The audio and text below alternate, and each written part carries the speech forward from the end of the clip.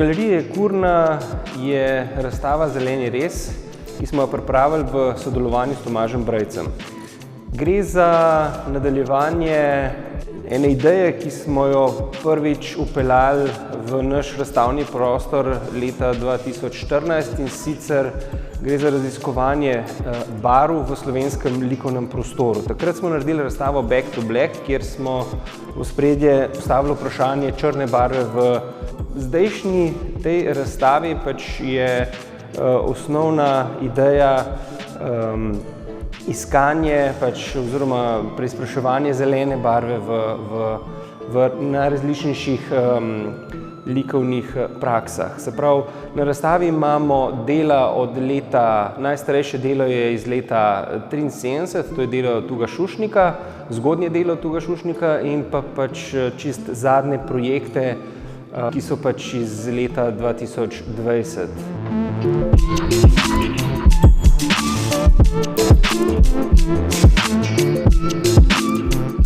Naslov razstave Zeleni res je vrtnarski. Na pomlad vrtnarji začnemo obdelovati vrt, režemo travo, grmovje, drevje.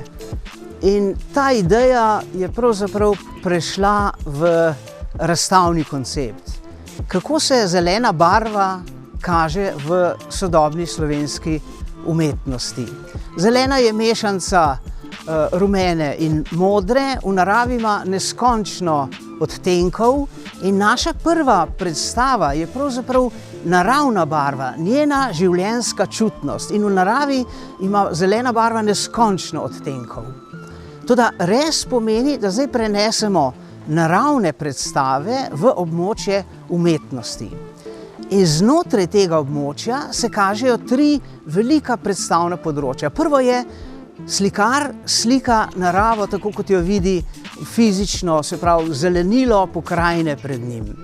Druga, nekoliko bolj zapletena, je, ko prenaša izkušnjo zelene zmeri bolj proti abstraktnosti. Se pravi, ko zelena barva ni več naravna barva, mimetična barva, ampak postane umetelna barva znotraj umetniških procesov, znotraj slikovnega polja, in še posebej, kjer se zelena potem razvija recimo v različnih simbolnih in predstavnih legah, denimo v dizajnu, opremi, modi in tako dalje. In ne pozabiti, zelena je barva ekologije, se pravi, ima tudi neko širšo družbeno razsežnost.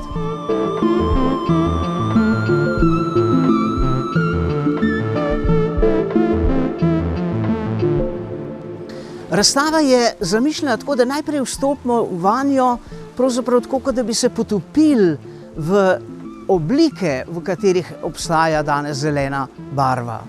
Morda je tisto, kar je najbolj značilno zanjo, najprej, da nam govori o zeleni barvi, toda tisto, kar nam sporoča, je umetnost, ni narava, je umetnost.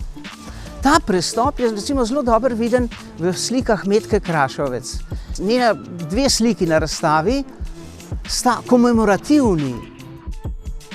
Naslov slik je povzet po pesmi Emily Dickinson, ki pripoveduje, kako se bosta ob kresu ljubimca, ki sta bila v življenju ločena, v nekem drugem življenju srečala. Tako kot je ona premišljevala o smrti svojega Tomaža, pesnika Tomaža Šalamuna, in obe dve slike živita z nenavadno močno energijo. Narejene sta po fotografiji, ampak zares pripadata samo njeni memorialni, miselni, spominski imaginaciji. V sredini je slika, fotografija Tomaža Gregoriča. Kar naenkrat opazimo, da se recimo fotografija, ki se pojavi ob Savi, kaže sicer z digitalno tehniko, pa vendarle v načinu približevanja nazaj k naravni legi. In ne samo to, tehnika te fotografije spominja na eno najstarejših slovenskih fotografskih tradicij, in to je piktorializem, ki ga je začel v začetku stoletja August Berthold. Drugo področje zelene je tam, kjer se zelena premika iz naravne lege v umetno, se pravi v skrajni posledici abstraktno. Recimo v sliki Hermana Gvardjančiča je Gorenjska pokrajina sublimirana in se zdi, kot medtem ko počasi svetloba zamira v tej pokrajini, se dviga njena sublimna vsebina. Po drugi strani je narava lahko taka, kot jo slika Anja Jerčič, spet nekje v grmovju na obrobju reke Save. Se pravi, kjer je naravna vrednost ohranjena tudi v sami podobi. Abstraktne vrednosti so zmeraj nekaj posebnega. Prvič, že sama barva je umetelna barva, se pravi kombinacija dveh primarnih barv v sekundarni mešanici. In to recimo lahko opažamo pri Zdenki Žido, pri Mojci Zlokarnik, ki naredi pravzaprav nekakšen laptop in je zelena samo ena od dizajnerskih pozicij barve. Ali recimo v sitotisku Josipa Gorinška. Vendar ta vizija abstraktne barve ima neko nevarnost. Ves čas se približujejo temu, da bi iz izrazne abstraktne lege se preselila v dizajnersko, sporočilno lego. In tukaj se mi zdi, da je en velik problem, kako najti pravilne odtenke. Recimo v sliki Beti Bricelj so mogoče odtenki zelene tisti, ki so danes najbolj in, ki so danes pravzaprav najbolj specifični, kako se zelena barva v naši civilizaciji kaže. Ali tudi, če je krajina pri Nini Čelhar, boste videli, tam je pokrajina pravzaprav neke vrste panorama. Zgoraj je bela, svetla arhitektura, realna arhitektura, zmeraj so realne arhitekture. Toda odtenki zelene spodaj pripadajo samo imaginaciji, pripadajo samo razpoloženju. In ta nenavadna subtilnost doseči v zeleni barvi, ki je za slikarje zmeraj zahtevna, komplicirana, doseči nek oseben, čuten, občutljiv status, se v tej sliki Čelharjevi nenavadno dobro posreči.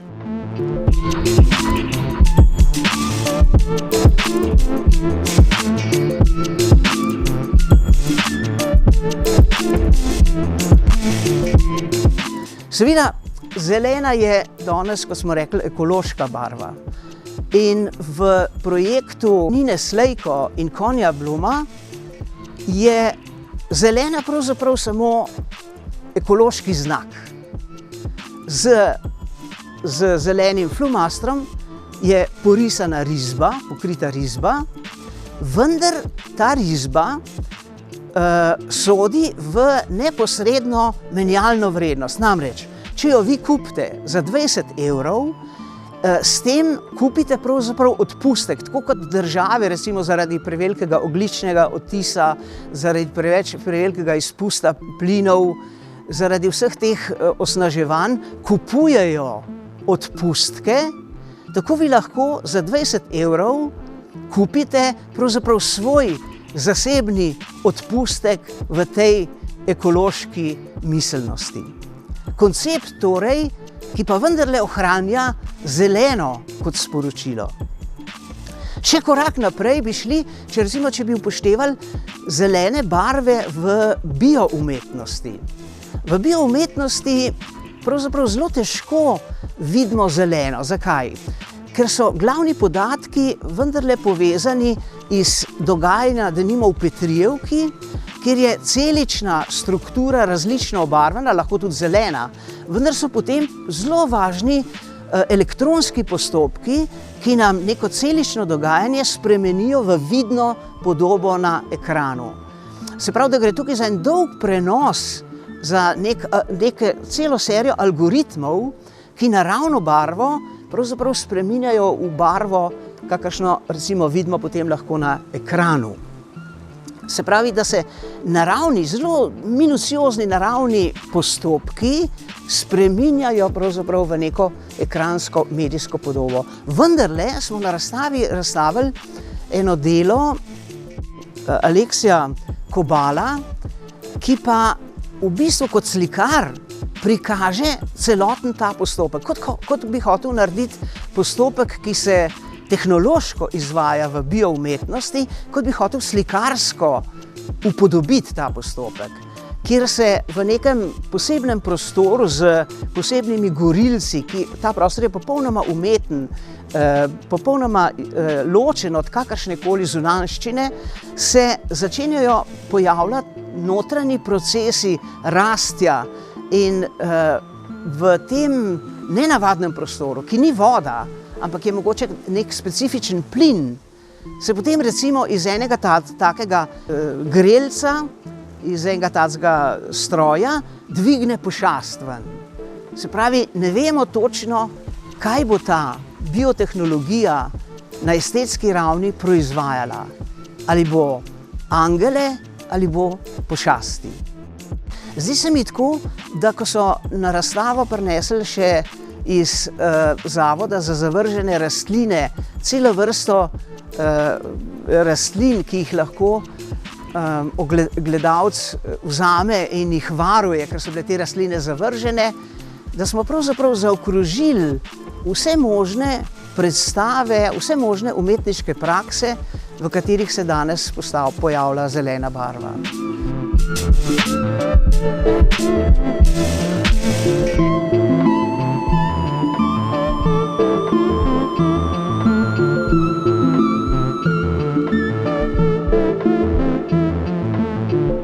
Zelena ni enostavna barva. V medijski tehnologiji, recimo kot jo uporablja in potem zelo elegantno preslika Uroš Weinberger, vidite, da zelena postaja nekaj popolnoma drugega od naše predstave, recimo, da je ta klorofilna zelena služi nekakšni mimikriji. Oblečem se v zeleno uniformo in se zgubim v zelenju. Tukaj je zelena spremenjena. Namesto zelene kot barve mimikrije se zdaj postal zelena, ki hoče biti zaradi lastne, umetelne ostrine, se pravi tega medijskega zelenja, hoče biti še bolj nasilna. Tako kot da bi rekel, če sem oblečen v zeleno barvo, sem dosti bolj viden. In pomislimo, recimo, če gremo čez cesto in vidimo znak zeleno naprej, ja, potem nekdo, ki je v tej zeleni barvi, prestopi ta prehod čez cesto šele takrat, ko se pojavi komplementarna rdeča. Stoj!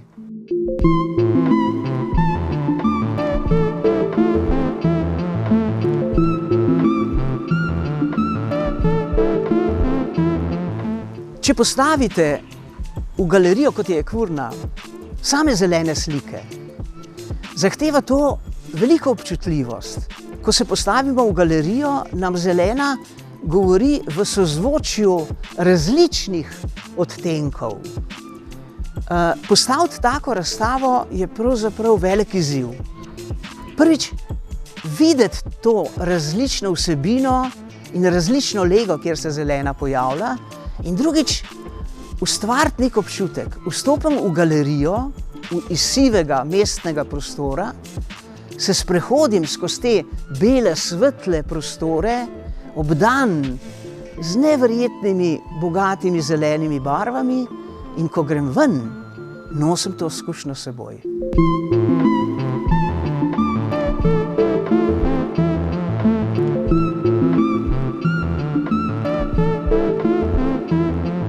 V tradiciji zelene barve je pravzaprav naše približevanje naravi. In na drugi strani je zelena ena od zelo uporabljenih barv v modi, v oglaševanju. Celo avtomobili so zadnje čase pobarvani v zeleno barvo, kot bi bili barve zavisti. Vendar se mi zdi pri vsem tem najpomembnejše to, da je ves čas, ne glede na to, kako se zelena uporablja, da je zelena še zmeraj neka intimna, telesna, predstavna vez za tistim, kar se v našem življenju izgublja. In to je naravne zelene resničnosti.